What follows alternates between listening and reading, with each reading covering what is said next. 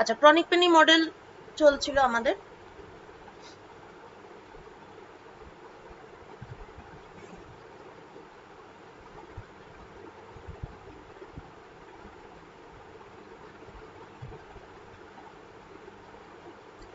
এবং ওই unknown coefficient, ঠিক আছে,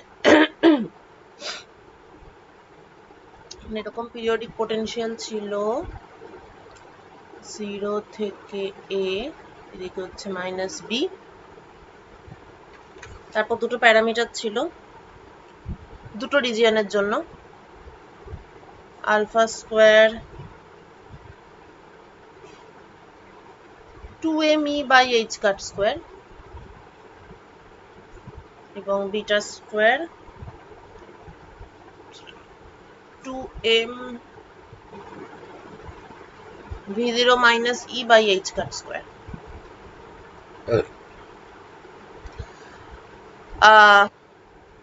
তারপর আমরা যাই হোক আমরা একটা পেয়েছি, কোএফিসিয়েন্ট পেয়েছি, সেটা একটু পরে আসছি। কিন্তু এরপরে আমরা একটা লিমিটিং কেস নিচ্ছিলাম, সেটা হলো মানে আলটিমেটলি আমরা একটা লিমিটিং কেসে ব্যাপারটাকে স্টাডি করব, সেটা হচ্ছে v0 টেন্ডস টু ইনফিনিটি এবং b টেন্ডস টু 0, অর্থাৎ ডেল্টা পোটেনশিয়াল। তো এই লিমিটিং কেসে বিটা স্কোয়ারটা approximately 2m v0 by h cut square, আর আলফা স্কোয়ার তো এটা, তার মানে alpha is a parameter which is মানে which has the information of energy, ঠিক আছে, এই পার্টটা ইম্পর্টেন্ট। আলফা ডিফাইন করা মানেই এনার্জি ডিফাইন করা, আর বিটা স্কোয়ার তাহলে beta is a parameter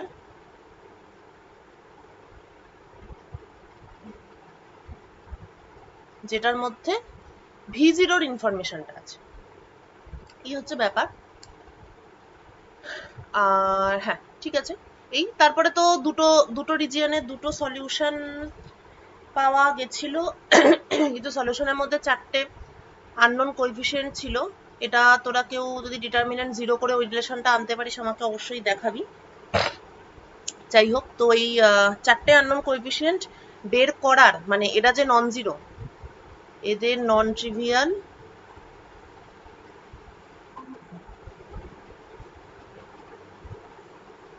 solution কখন পাওয়া যাবে? যদি beta square minus alpha square by 2 alpha beta sine hyperbolic beta b sine alpha A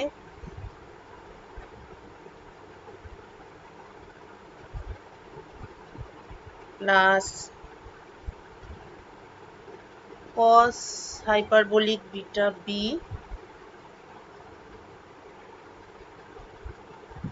cos alpha a equal to cos k a plus b। ABCD non trivial solution বা non zero solution তখনই পাবো যদি এটা equal to এটা হয়, ঠিক আছে, তার মানে এটা ইকুয়াল টু এটা।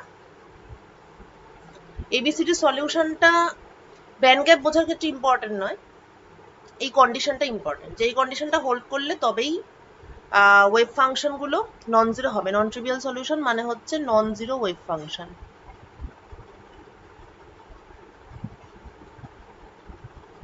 এই ব্যাপারটা যখন হোল্ড করবে না, এটা বারবার বলছি কারণ এটার একটা ইমপ্লিকেশন আছে। এই কন্ডিশনটা এটার মানে হলো যখন এই কন্ডিশনটা if this condition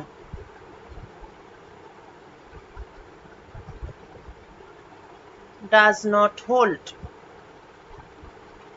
wave function becomes zero। এই কন্ডিশনটা হোল্ড না করলে ওয়েভ ফাংশনের কোনো এক্সিস্টেন্স নেই বা সেই ওয়েভগুলো প্রপাগেট করে না, এই হচ্ছে ব্যাপার। আচ্ছা, এবার এটাকে তো খুব, এটা থেকে কোনো ইনফরমেশন পাওয়া একটু মুশকিল, কারণ এটা দেখতে খুব খারাপ। এটাকে একটু ভালো দেখতে করার জন্য আমরা এই যে এটা নিয়েছিলাম ডেল্টা পটেনশিয়াল। ডেল্টা পটেনশিয়াল নেওয়ার ফলে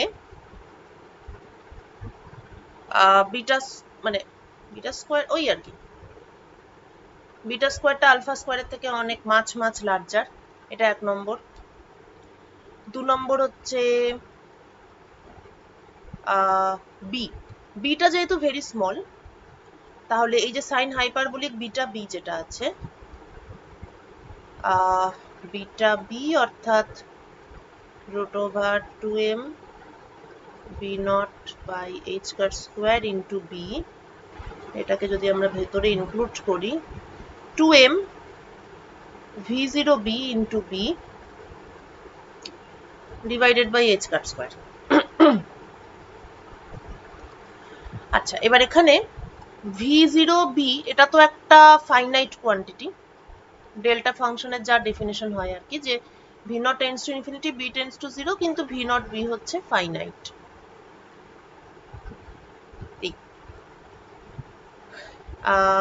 আচ্ছা, v0b তাহলে ফাইনাইট কোয়ান্টিটি, তাহলে 2m h square square v0b তিনটেই ফাইনাইট কোয়ান্টিটি, কিন্তু এই বিটা হচ্ছে ভেরি স্মল, সুতরাং বিটা বি ইজ আ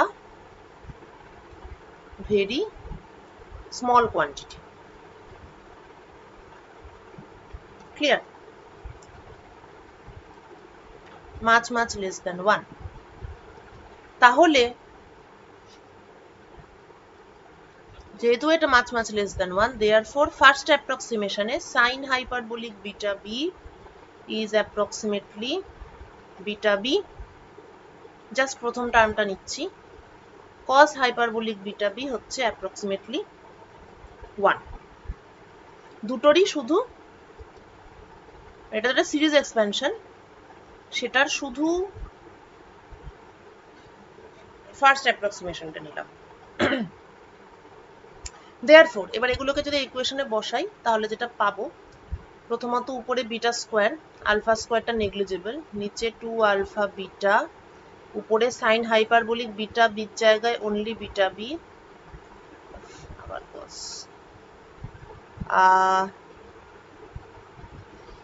তারপর সাইন আলফা এ প্লাস cos হাইপারবোলিক বিটা বির জায়গায় 1 into cos alpha a equal to cos k a plus b ছিল, কিন্তু বি ভেরি স্মল, তাই এটা শুধু a হয়ে গেল।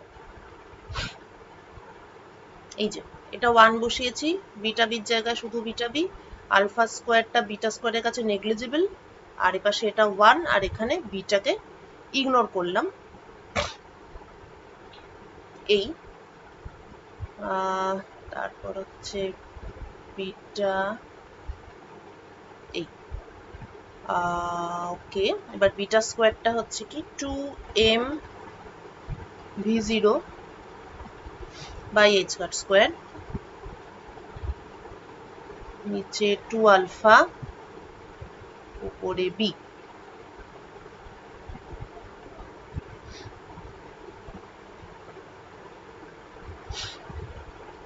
এই পার্টটা সাম প্যারামিটার।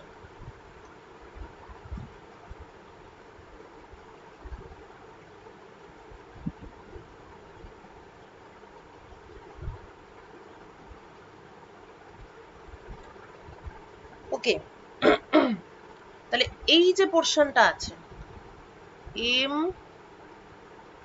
v0 b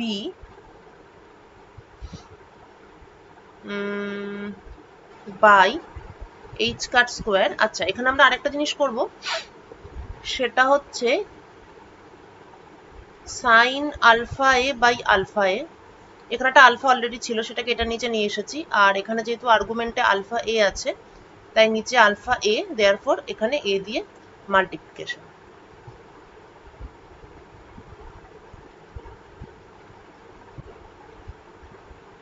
মানে বেসিক্যালি আমরা আলফা এ, এটা একটা ভেরিয়েবল। আচ্ছা, এবার এই যে জিনিসটা আছে এখানে, এটা হচ্ছে ইলেকট্রনের মাস, প্ল্যাঙ্কস কনস্ট্যান্ট। এটা কি? এটা হচ্ছে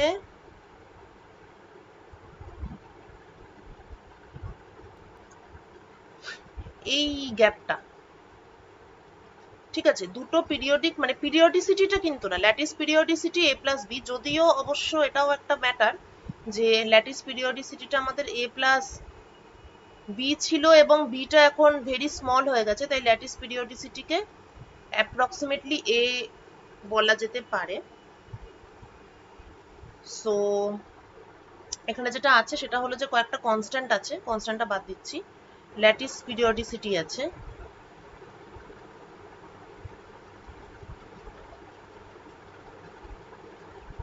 এবং মোস্ট ইম্পর্টেন্ট হচ্ছে যে কোয়ান্টিটি আছে সেটা হচ্ছে V0b। এই কোয়ান্টিটিটা আছে। V0b বলতে অ্যাকচুয়ালি কি বোঝায়? এই হাইটটা হচ্ছে V0, উইথটা হচ্ছে B। V0b বলতে basically area under the curve, এবং V0 যত বেশি তত, মানে V0টা কি? V0 হচ্ছে কুলাম্ব পোটেনশিয়ালটা, তার মানে V0 যত বেশি তত বাইন্ডিংটা বেটার, মানে অ্যাটমে যে ইলেকট্রন গুলো আছে তাদের বাইন্ডিং সেটা বেটার, বা এই উইথটা যত বেশি তত বাইন্ডিংটা বেটার। সুতরাং V0b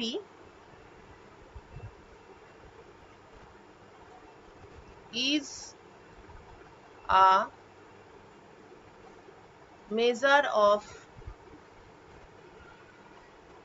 binding force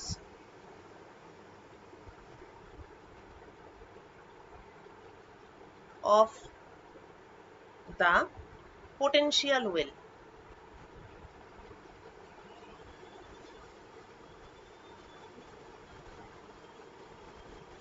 ঠিক আছে? তো এটাকে আমরা একটা প্যারামিটার p দিয়ে ডিফাইন করব, যেখানে তার মানে basically p is a measure of binding force of the potential well, কারণ এর মধ্যে আরেকটা যেটা আছে সেটা হচ্ছে ল্যাটিস পিরিয়ডিসিটি। সেটা তো বিভিন্ন ল্যাটিস বা বিভিন্ন ব্রাভাই ল্যাটিসের জন্য বিভিন্ন রকম হবে, সেটা একটা আলাদা ব্যাপার, কিন্তু এই পার্টটা তাহলে p হচ্ছে প্রাইমারিলি, মানে physical significance is the binding force of the potential well। now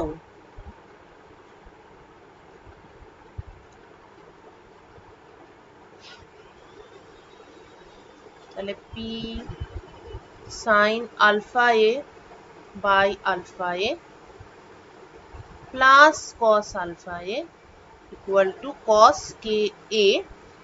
এই ইকুয়েশনটার লেফট হ্যান্ড সাইডে আলফা আছে, মানে আলফা এ আছে,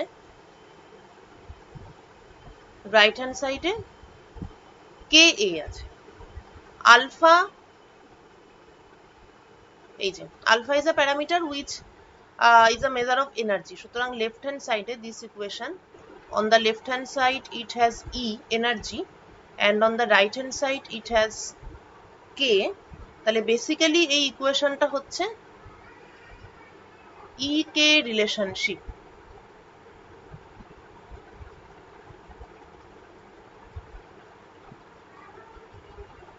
এটা এই জন্য আলাদাভাবে মেনশন করছি, তার কারণ ফর আ ফ্রি ইলেকট্রন, আগের দিন বলছিলাম যে মানে সলিড স্টেটেড ইলেকট্রনের পার্টটা স্টাডি করার ক্ষেত্রে সব থেকে ফার্স্ট অ্যাপ্রক্সিমেশন যেটা নেওয়া হয়েছিল সেটা হচ্ছে ফ্রি ইলেকট্রন থিওরি। ঠিক আছে, সমস্ত ইলেকট্রনই ফ্রি, তো according to free electron, electron যদি সত্যি ফ্রি হতো তাহলে এই রিলেশনটা তো একটা খুবই সিম্পল রিলেশন হতো, সেটা হচ্ছে E equal to h cut square k square by 2m, E proportional to k square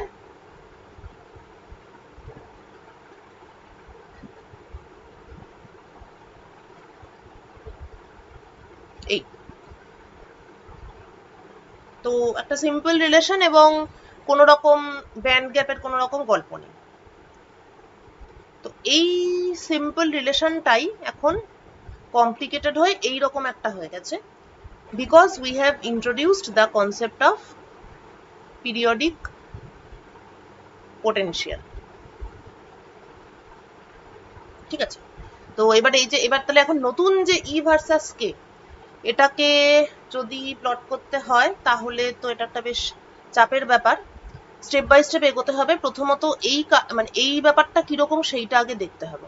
এই ব্যাপারটা অর্থাৎ P sine alpha A by alpha A plus cos alpha A, এই জিনিসটাকে আগে প্লট করতে হবে। করি প্লট।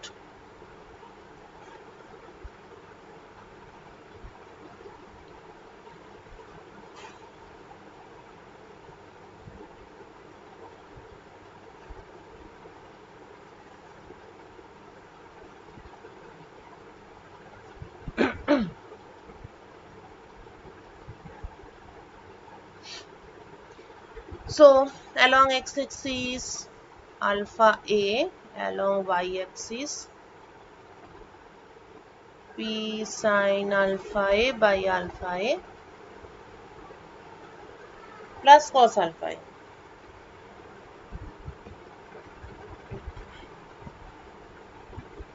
ওকে, প্রথমে জিরোতে দেখি।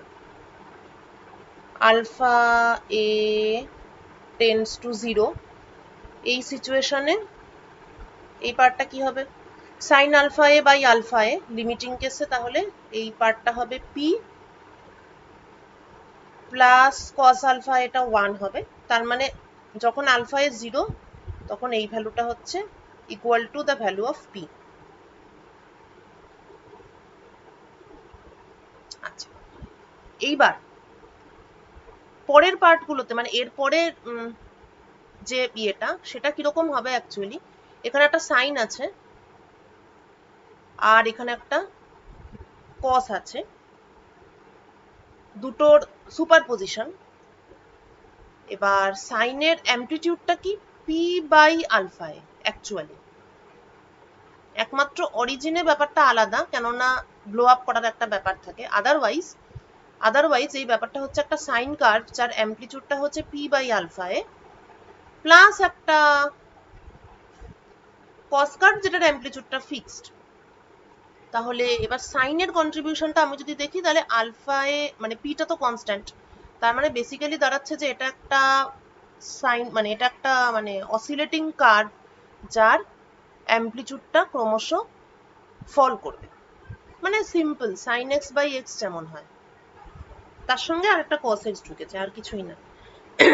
তাহলে ওভারঅল নেচারটা, এবার এক্সাক্ট নেচারটা তো আবার সবসময় বলি যে এক্সাক্ট নেচার কম্পিউটার প্রোগ্রামিং ছাড়া কখনোই পসিবল না, কিন্তু ওভারঅল নেচারটা দেখে বোঝা যায়।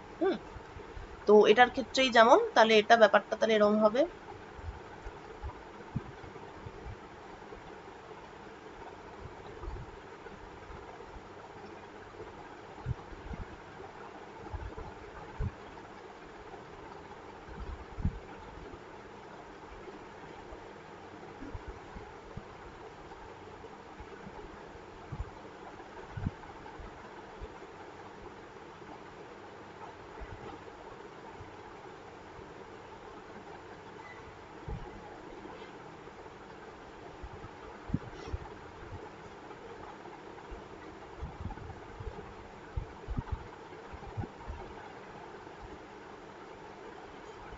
এই এবং লেফট হ্যান্ড সাইডেও তাই।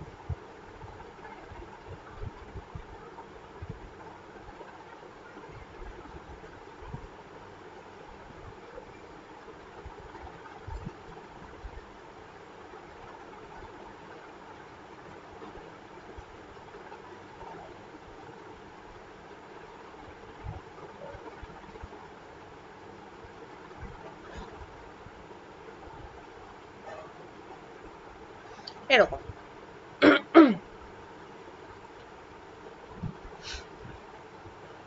এটা হচ্ছে জাস্ট এইটা, দিস ভার্সাস আলফা এ। এবার রাইট হ্যান্ড সাইড কস কে এ, তো ই ভার্সাস কে গ্রাফটা পাওয়ার জন্য আমাকে অ্যাকচুয়ালি এটাকে হাতে কলমে সলভ করলে সব থেকে ভালো হতো, যে কখন এইটা আর কস কে এটা ইকুয়াল হচ্ছে। কিন্তু সেটা যেহেতু অনেক কমপ্লিকেটেড, তাই আমরা একটা অন্য রাস্তা নেব। অন্য রাস্তাটা হচ্ছে এটাই, যে এইটা তো ইকুয়াল টু কস কে, এবার কস কে এ এটার ম্যাক্সিমাম ভ্যালু +1 এবং মিনিমাম ভ্যালু হচ্ছে -1। -1 আর +1 এর বাইরে কস কে এটা কখনোই যায় না। এবং যেহেতু লেফট হ্যান্ড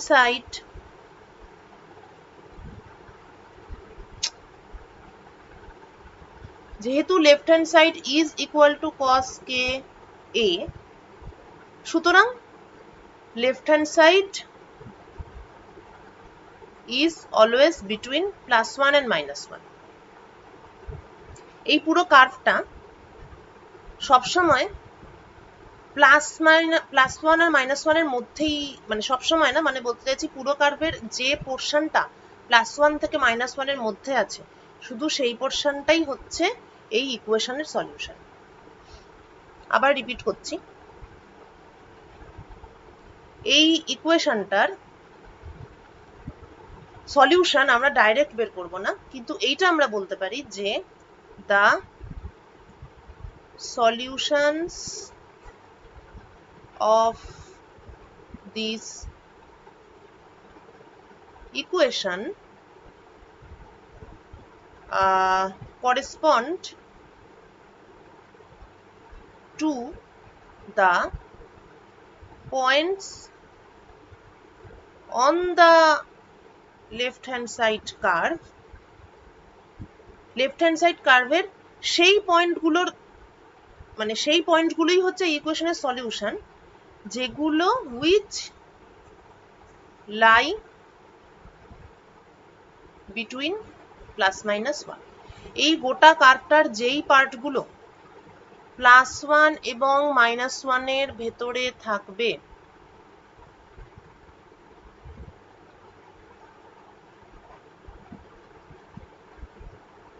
শুধুমাত্র সেই পার্টগুলোর থেকেই ওই ইকুয়েশনের সলিউশন পাওয়া যাবে। বাকি পার্টগুলোর থেকে ইকুয়েশনের কোনো সলিউশন পাওয়া যাবে না।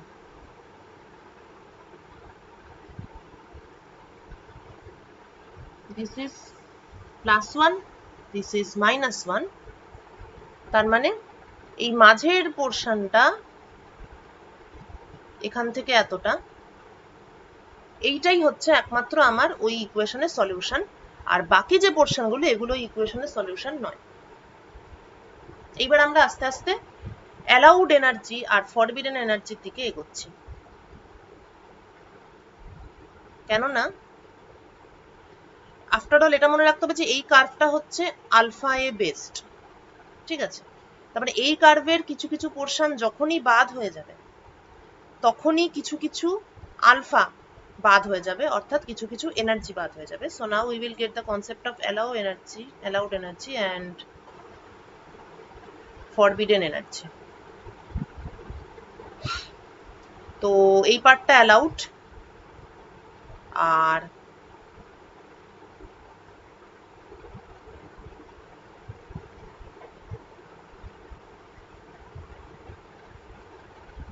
এই পার্টটা ফরবিডেন। এটাও ফরবিডেন এবং এটাও ফরবিডেন। তাহলে এবার আমরা দেখি যে ফরবিডেন পার্টগুলো থেকে কোন কোন আলফা এ তাহলে কে কে অ্যালাউ হলো আর কে কে বাদ গেল। প্রথমত যেটা ব্যাপার সেটা হলো 0.0, ঠিক আছে? তার মানে আলফা ইকুয়াল টু 0, এটা কিন্তু একদম টোটালি ফরবিডেন। এই পোর্শনটা, এই কার্ভটা, মানে এই পার্টটা তো বাদ।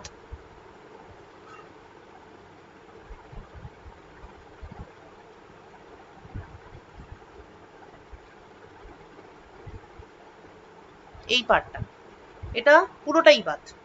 তার মানে দাঁড়ালো এইটার করেসপন্ডিং যত আলফা আছে এরা পুরোটাই দে আর অল মিসিং, দে আর অল ফরবিডেন, ঠিক আছে? 0 থেকে শুরু করে একটা সার্টেন ভ্যালু পর্যন্ত এরা হচ্ছে ফরবিডেন। আচ্ছা, এইবার কোথা থেকে ব্যাপারটা চেঞ্জ হবে? অ্যালাউডটা কোনটুকু হবে? এইটুকু, এখান থেকে শুরু হবে অ্যালাউডটা এবং এখানে গিয়ে শেষ হবে। এইটুকু কার্ভ হচ্ছে অ্যালাউড রিজিয়নের মধ্যে আছে, তার মানে আলফা, করেসপন্ডিং আলফার ভ্যালুগুলো তাহলে কিরকম, এখান থেকে এতটা, তাহলে দিস মাচ,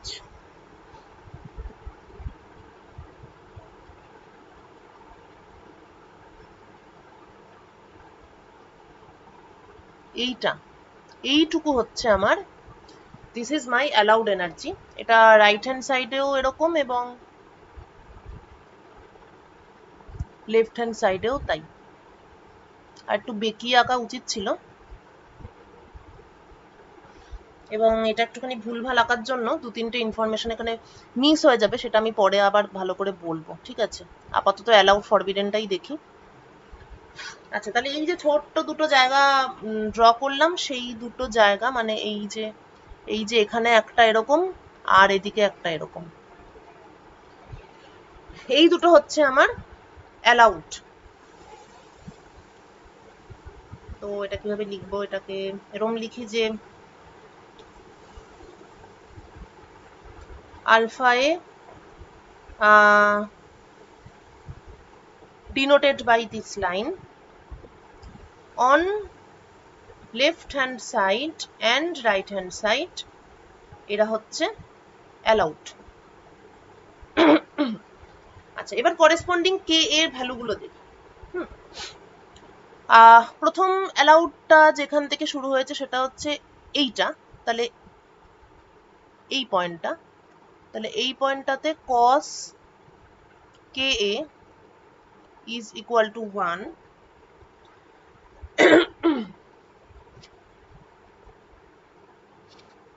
তার মানে এবার cos কে এ, তাহলে cos কে প্রথমবার কখন 1 হয় সেটা হচ্ছে কে ইকুয়াল টু 0তে, মানে কে এ ইকুয়াল টু 0, কে দিয়ে লিখি, তাহলে কে এ ইকুয়াল টু 0, এটা স্টার্টিং পয়েন্ট। আচ্ছা, তারপর এই রেড লাইন বরাবর এবার এই অ্যালাউড এনার্জি ব্যান্ডটা কে এ ইকুয়াল টু 0 থেকে শুরু হলো, কোথায় শেষ হলো, এইখানটাতে শেষ হলো, এখানে -1, cos K A here is -1, তার মানে কে এ ইকুয়াল টু পাই।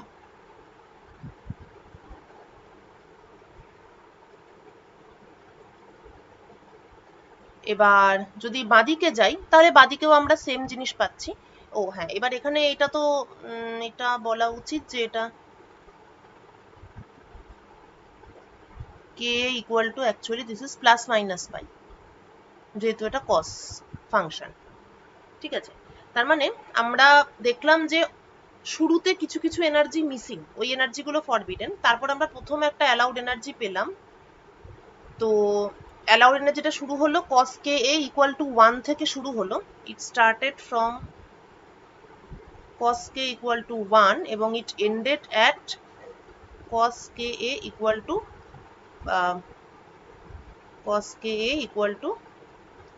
-1, তার মানে k এর ফার্স্ট ভ্যালু যেখানে cos k এটা 1 হয় সেটা হচ্ছে 0, এবং তারপরের যে ভ্যালু যেখানে এটা -1 হয় সেটা হচ্ছে প্লাস মাইনাস পাই। ক্লিয়ার?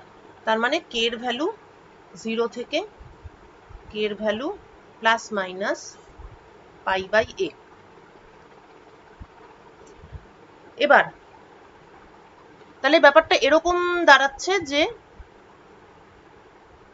প্রথমে k ইকুয়াল টু 0, তখন কিছুটা এনার্জি ফরবিডেন, তারপর কিছুটা এনার্জি অ্যালাউড হলো, এবং অ্যালাউড এনার্জিটা কতক্ষণ অবধি কন্টিনিউ করছে, k equal to plus minus pi by a পর্যন্ত energy is allowed, up to এতটা অ্যালাউড। আচ্ছা, এবার যখনই k equal to plus minus pi by a হলো, যে এটা এই পয়েন্টে চলে এলো, তারপর আমরা কি দেখছি, এই জায়গাটা আবার ফরবিডেনে চলে গেছে।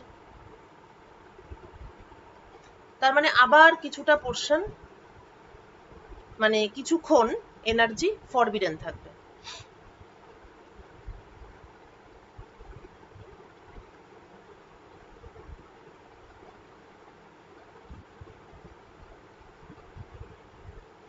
ওকে, এই ভ্যালুতেই কিন্তু এটা একটা ইম্পর্টেন্ট পয়েন্ট। কে ইকুয়াল টু জিরোতে কিছুটা এনার্জি ফরবিডেন কিছুটা চলবে, তারপর হঠাৎ এনার্জি অ্যালাউড হবে, অ্যালাউডটা চলবে প্লাস মাইনাস এই পর্যন্ত, তারপর আবার এই ভ্যালুতেই স্টিক করে আছে, কে এর ভ্যালু চেঞ্জ করিনি।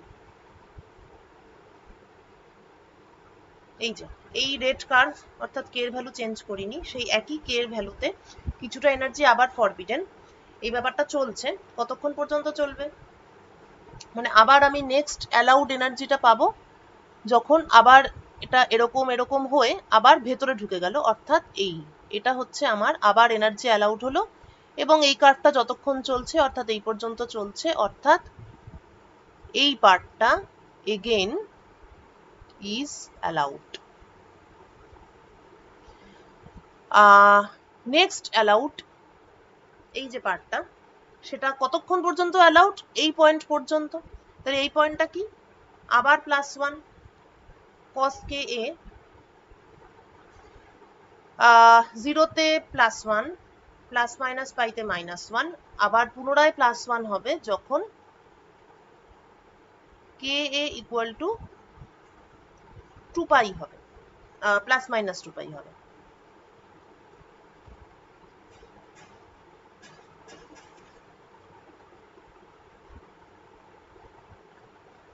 এবং সেটাকে পেরিয়ে গেলে আবার forbidden. That means K equal two +-π/a, সেখানে এনার্জি ফরবিডেন, কিছুক্ষণ ফরবিডেন থাকবে, তারপর আবার অ্যালাউড হবে।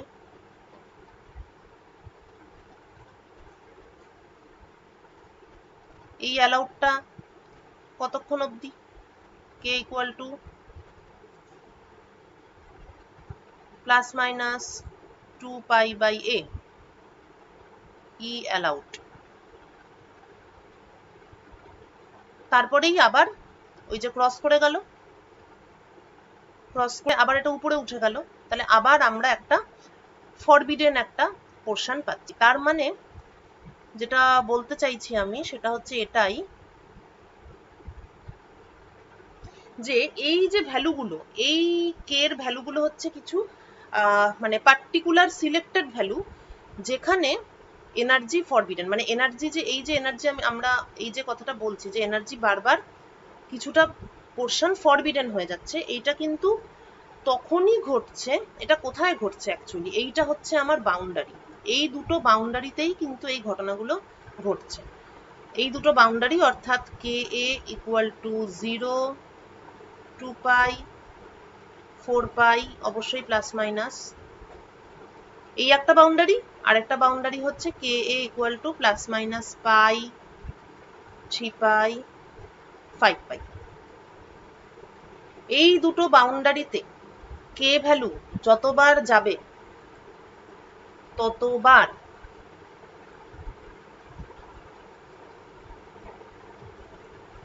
কিছুটা কার্ভের portion will be left out এবং কিছুটা এনার্জি উইল বি ফরবিডেন। কিন্তু যখন কে এ এই ভ্যালুগুলো ছাড়া অন্য কোনো ভ্যালুতে আছে, তখন কিন্তু ফরবিডেন এনার্জির কোনো কনসেপ্ট নেই, সেই কে গুলোর জন্য কিন্তু এনার্জি অলওয়েজ অ্যালাউড। তার মানে if I plot E versus কে,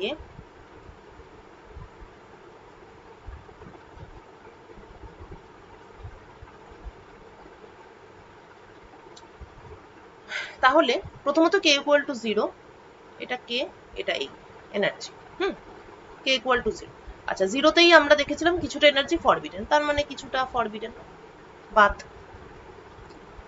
এরপর একটা পোর্শন থেকে energy allowed, K equal to 0তেই কিছুটা এনার্জি ফরবিডেন হবে, তারপরে একটা পার্ট থেকে এনার্জি অ্যালাউড হওয়া শুরু হবে, এবং কে ইকুয়াল টু +-a পর্যন্ত, π/a পর্যন্ত এনার্জি অ্যালাউডই থাকবে, অর্থাৎ π/a এবং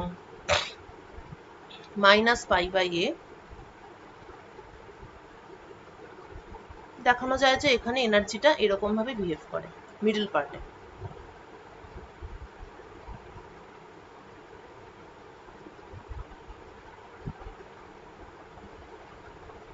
দেখানো যায়, আর কিছুটা অবশ্য এখান থেকেও বোঝা সম্ভব, কেননা আফটার অল এই রিজিয়নের মধ্যে আলফা এটা তো মানে বাড়ছে, ইনক্রিজিং ভ্যালু অফ আলফা এ, ঠিক আছে। মানে আমি অ্যাকচুয়ালি এই কার্ভটার ইউটিলিটিটা বুঝতে পেরেছিস, এই কার্ভটাতে কিন্তু আমার ওভারঅল কার্ভের নেচারটা আদৌ তেমন কিছু ইম্পর্টেন্ট নয়। আমি এখানে অ্যাকচুয়ালি যেটা দেখছি সেটা হলো এই কার্ভটাতে এক্স অ্যাক্সিস বরাবর আমি আলফা এ প্লট করেছি, তারপর আমি একটা +-1 এই লাইনটা ড্র করেছি, এবং আমি যেটা দেখতে চাই সেটা হচ্ছে কোন আলফার কোন ভ্যালুগুলো অ্যালাউড ফর ভ্যালুজ অফ কে। মানে আমি কিন্তু আলটিমেটলি এক্স অ্যাক্সিসটা নিয়েই কাজটা করছি, ওকে। কোন আলফাগুলো allowed for particular values of K, অর্থাৎ বেসিক্যালি আলফাকে, এই জিনিসটা দেখছি। এবার অ্যালাউড ভ্যালু মানে ভ্যালুটা অ্যালাউড কি অ্যালাউড নয় এটা কি করে বুঝবো, তার জন্য আমার অ্যাকচুয়ালি ওভারঅল কার্ভটা লাগছে। কার্ভের যে পার্টগুলো +-1 এর বাইরে বেরিয়ে যাবে তার জন্য আলফাগুলো অ্যালাউড নয়, এটা হচ্ছে বেসিক ব্যাপার। তো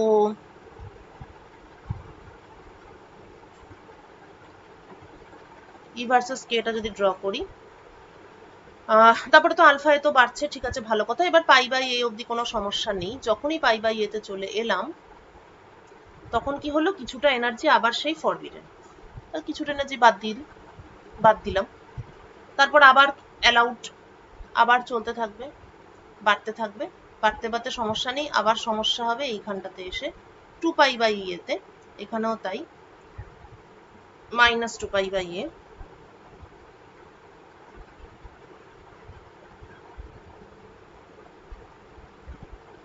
এই সেখানে আবার কিছুটা ফরবিডেন, তাহলে আবার একটা বাদ, তারপরে আবার এরকম চলবে 3 পাই বাই এ, 3 পাই বাই এ, এখানেও তাই। তো একটা জিনিস নিশ্চয়ই তোরা অলরেডি নোটিস করেছিস, সেটা হলো যে এই যে পাই বাই এ 2 পাই বাই এ এগুলো আর কিছুই নয়, এগুলো হচ্ছে ব্রিলুয়া জোন বাউন্ডারি, এবং প্রত্যেকটা ব্রিলুয়া জোন বাউন্ডারিতে গিয়ে কিছু কিছু এনার্জি ফরবিডেন হয়ে যাচ্ছে। So this is my first Brillouin zone, এইটা ফার্স্ট ব্রিলুয়া জোন, তারপর এইটা এবং এটা, এটা হচ্ছে সেকেন্ড ব্রিলুয়া জোন, তারপরে এটা এবং এটা, এইটা হচ্ছে থার্ড ব্রিলুয়া জোন, ঠিক আছে, ক্লিয়ার? তো এই হচ্ছে ব্যাপার, এবং at the boundary of the Brillouin zone there is certain energies are forbidden, তাহলে energy gap appears at the Brillouin zone boundary, তাহলে ফ্রি ইলেকট্রনের ক্ষেত্রে এই কার্ভটা জাস্ট এরকম একটা সিম্পল প্যারাবোলা ছিল, যেটা বাউন্ড মানে electron bound by periodic potential, তার ক্ষেত্রে কার্ভটা এরকম ভাবে ব্রেক টেক হয়ে কয়েকটা এনার্জি গ্যাপ ইন্ট্রোডিউস হয়েছে।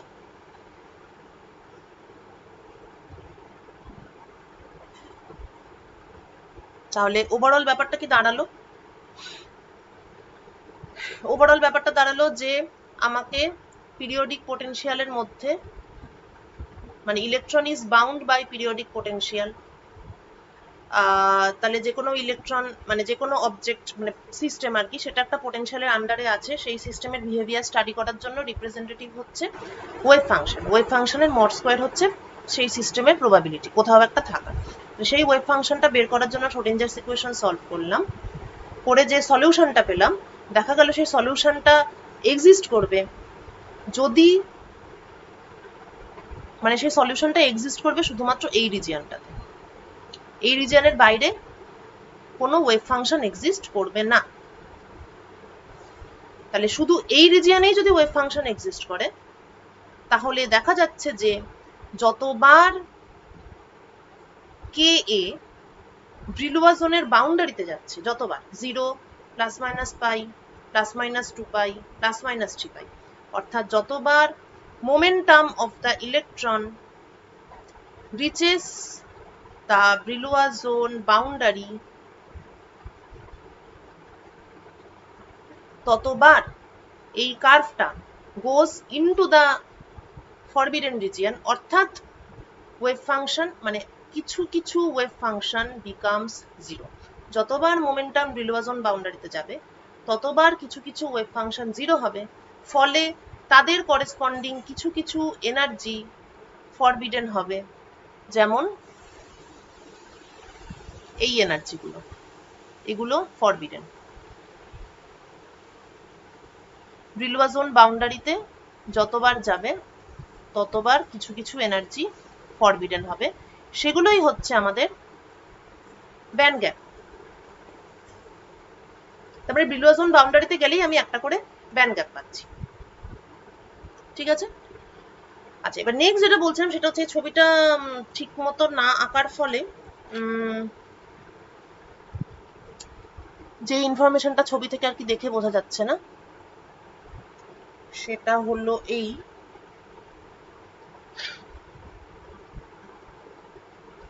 মানে এই যে কার্ভটা, এই যে কার্ভটা, সেই কার্ভটা মানে আলফা এটা যত বড় হবে ততই কার্ভটা না ফ্ল্যাট হবে। মানে এটা যেমন অনেক শার্পলি নামলো, কিন্তু এরপর একটা মানে একটু স্লোলি উঠবে নামবে, এবং তারপর একটা আরো স্লোলি উঠবে নামবে। এই যে ফ্ল্যাট হচ্ছে, এই ফ্ল্যাট হওয়ার ফলে যেটা হবে সেটা হলো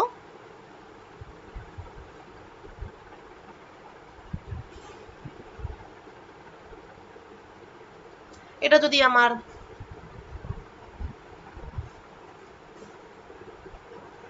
cos ka equal to -1 হয় আর কি, তো এই ফ্ল্যাট হওয়ার ফলে যেটা হবে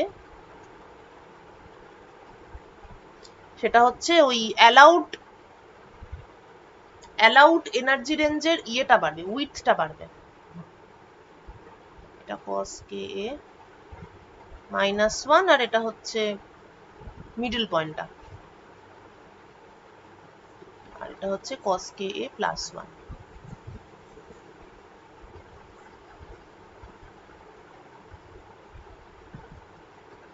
এটা তোরা একটু বই থেকে বুঝে নিস, বুঝলি। এটা হচ্ছে cos ka +1।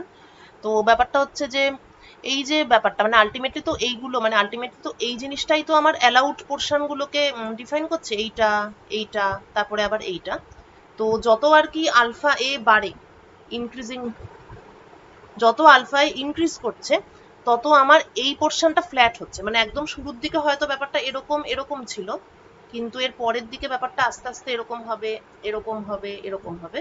তা এইটা হওয়ার ফলে অ্যালাউড ভ্যালু অফ এনার্জি এখানটাতে অনেক স্মল, কিন্তু যত ব্যাপারটা ফ্ল্যাট হচ্ছে তত অ্যালাউড ভ্যালু অফ এনার্জি সেটা তত ইনক্রিজ করছে। ঠিক আছে, বোঝাতে পারলাম?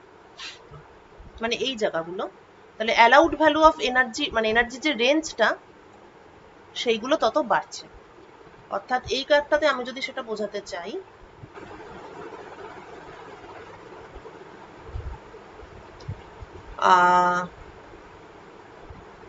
এই যে এই হাইটটা বাড়ছে, মানে যেমন ফার্স্ট ব্রিলুয়া জোনের ক্ষেত্রে অ্যালাউড এনার্জি মাত্র এইটুকু ছিল, সেকেন্ড ব্রিলুয়া জোনের ক্ষেত্রে কিন্তু অ্যালাউড এনার্জিটা অনেকটা বেড়ে গেছে, থার্ড ব্রিলুয়া জোনের ক্ষেত্রে অ্যালাউড এনার্জিটা আরো বাড়বে। যত উপরে উঠবো তত ব্যান্ড গ্যাপ ছোট হবে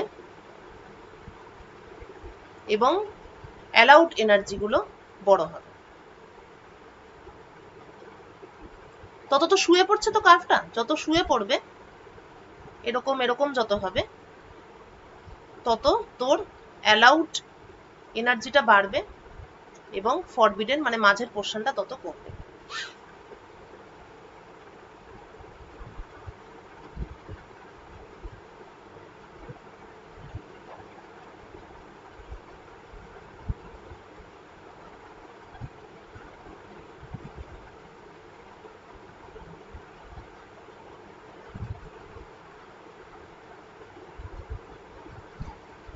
যত এনার্জি ভ্যালু বেশি তত ব্যান্ড গ্যাপ স্মল। আচ্ছা, এবার এই জিনিসটাকে, এই যে ই ভার্সাস কে, এই গ্রাফটাকে দুভাবে দেখানো যায়। একটাকে বলে রিডিউসড জোন স্কিম, আর একটাকে বলে এক্সটেন্ডেড জোন স্কিম।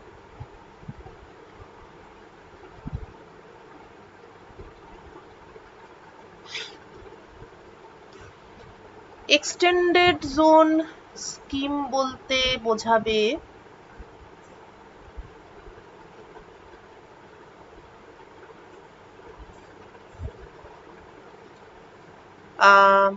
এই যে আছে এখানে যেটা দেখিয়েছি সেটা অ্যাকচুয়ালি আমি ফ্রি ইলেকট্রনের সঙ্গে কম্পেয়ার করার জন্য এইভাবে দেখিয়েছি, ঠিক আছে। কিন্তু এবার প্র্যাকটিক্যালি যেটা ব্যাপার সেটা হলো যে এই যে ফার্স্ট বিলুয়া জোনে যে কার্ভটাকে দেখিয়েছি সেটা কিন্তু অ্যাকচুয়ালি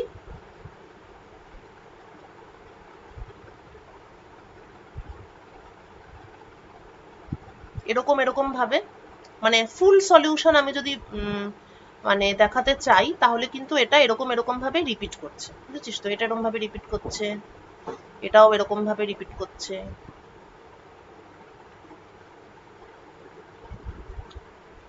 কেন রিপিট করছে সেটা আশা করি বুঝতে পারছিস, কেননা এই যে আমি এখানে বলেছিলাম যে কে cos k এর ভ্যালুটা 1, cos k এর ভ্যালুটা 1 মানে নট নেসেসারি যে এটার ভ্যালুটা 0। মানে cos k a 1 বলতে কিন্তু k এর ভ্যালু 0, 2 পাই, 4 পাই ইত্যাদি সমস্তটাই বোঝায়। তার মানে the actual solution cos k এর ভ্যালুটা 1, তার মানে এটা কিন্তু not only 0, this corresponds to 0, this corresponds to 2 pi, this corresponds to 4 pi ইত্যাদি, এবং এটা সবার ক্ষেত্রেই প্রযোজ্য। মানে এটা আমি যখন প্রথম বলেছিলাম তখন এটা জাস্ট মানে ভাবার সুবিধার জন্য এটা বলেছিলাম যে k এর ভ্যালু 1, তাহলে আমি একদম মিনিমাম ভ্যালুটা নিয়ে ভাবা শুরু করি। কিন্তু অ্যাকচুয়ালি cos k is 1 মানে 0, 2 pi, 4 pi এগুলো সবই বোঝায়। তাই এখানে যতগুলো মানে আমি পেয়েছি অ্যালাউড এনার্জি বলি বা ফরবিডেন এনার্জি বলি, এগুলো কিন্তু সবটাই সবার জন্য, মানে 0, 2 pi, 4 pi বা পাই, 3 pi ইত্যাদি সবার জন্য। সুতরাং the real picture is something like this, এই যেটা এখন দেখাচ্ছি। এই মানে যেটাই পাচ্ছি সেটাই পুরো রেঞ্জ জুড়ে এই ব্যাপারটা কন্টিনিউ করবে। এই জিনিসটাকে বলে এক্সটেন্ডেড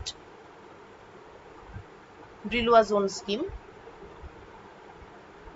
আর রিডিউসড ব্রিলুয়া জোন স্কিমটা কি? ও, এটা এখান থেকে দেখানো যেতে পারে।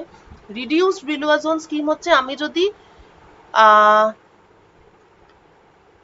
পুরো ইনফরমেশন থেকে আমি যদি অন্যান্য ব্রিলুয়া জোনগুলো বাদ দিয়ে দিই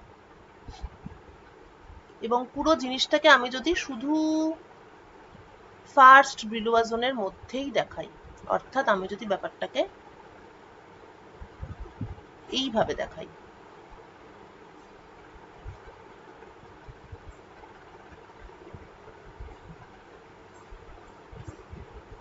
তাহলে this is called reduced Brillouin zone scheme. যাই হোক, এগুলো জাস্ট মানে কিভাবে তুই রিপ্রেজেন্ট করবি তার উপর ডিপেন্ড করছে, অনেক রকম ভাবে এটাকে দেখানো যায়, তোর যেভাবে বোঝাতে সুবিধা, ঠিক আছে। এখানে প্রত্যেকটাই ইকুয়ালি ভ্যালিড, ওকে। মানে যেহেতু cos k a হচ্ছে আফটার অল একটা আর কি পিরিয়ডিক ফাংশন, সুতরাং তুই শুধু ফার্স্ট ব্রিলুয়া জোনটা, অনেকে বলে যে শুধু ফার্স্ট ব্রিলুয়া জোনটাই দেখানো সাফিসিয়েন্ট, আমি কেন অত বড় রেঞ্জটা দেখাতে যাবো, আমি একটা ব্রিলুয়া জোনের মধ্যেই সমস্ত অ্যালাউড আর ফরবিডেন এনার্জি গুলো দেখাবো। তো আলটিমেটলি আমার উদ্দেশ্য হচ্ছে কোন এনার্জি, মানে কিছু এনার্জি যে ফরবিডেন আছে এবং ব্যান্ড গ্যাপ গুলোকে দেখানো। তো সেটা তুই যেভাবে খুশি দেখাতে পারিস। ওকে, মানে রিডিউস ব্রিলুয়াস জোন স্কিম থেকে আমি যদি ফরবিডেন এনার্জি গুলো দেখতে চাই, তাহলে অ্যাকচুয়ালি ওটা সহজেই বোঝা যায়। এরকম ব্যাপার, এটা হচ্ছে ব্রিলুয়া জোনের boundary, plus pi by A আর মাইনাস পাই বাই এ।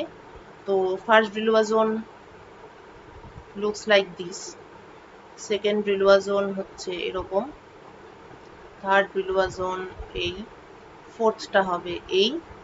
অর্থাৎ ব্রিলুয়া জোনের বাউন্ডারিতে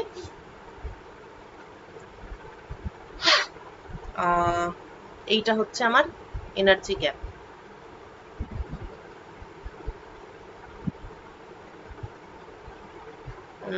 এইটা এনার্জি গ্যাপ, এইটা energy gap,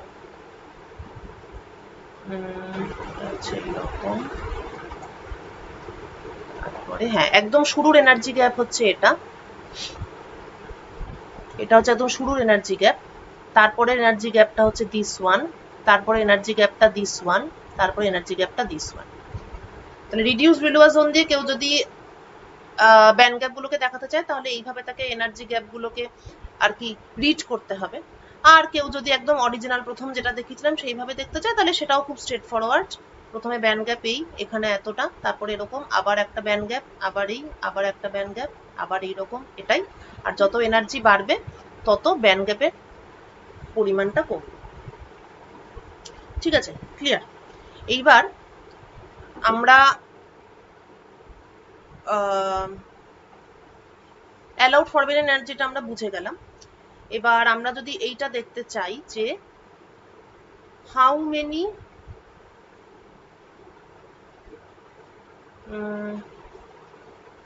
states are there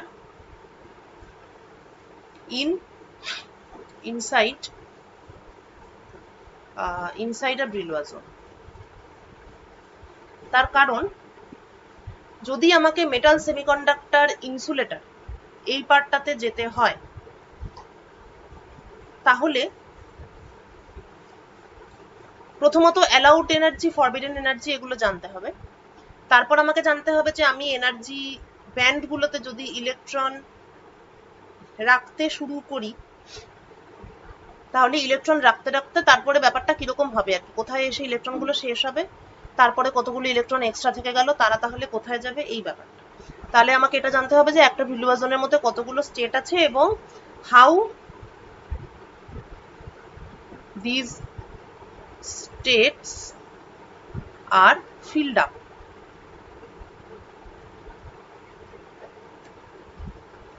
তো এই ক্যালকুলেশনটা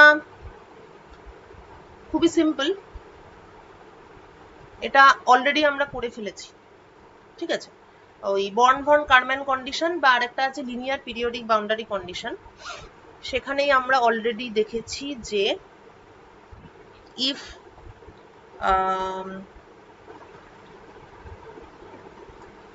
there are n unit cells,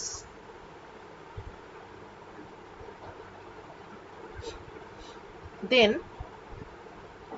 one Brillouin zone has n allowed value of case।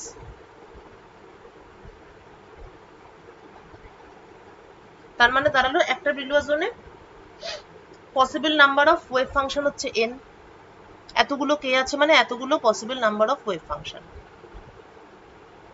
মানে সোজা কথা এগুলো লাইন নয়, এগুলো dot.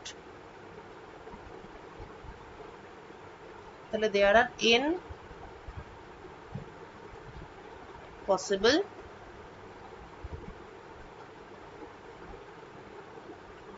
wave functions inside one Brillouin zone।